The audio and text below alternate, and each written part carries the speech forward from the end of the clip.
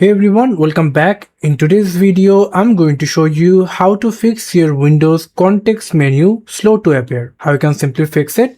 Just simply click on your task manager, right mouse button, click on task manager and first select CPU and click on your Windows Explorer. Here it is.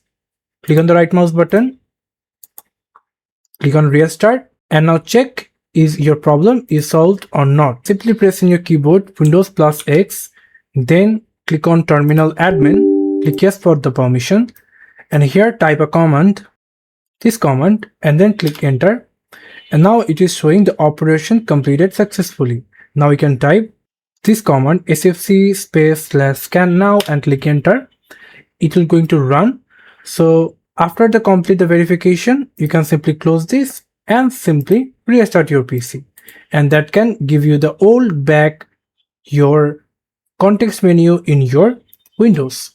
So yeah, this is how we can simply solve this problem. Thank you so much for watching. I hope to see you for another videos. Till then, goodbye.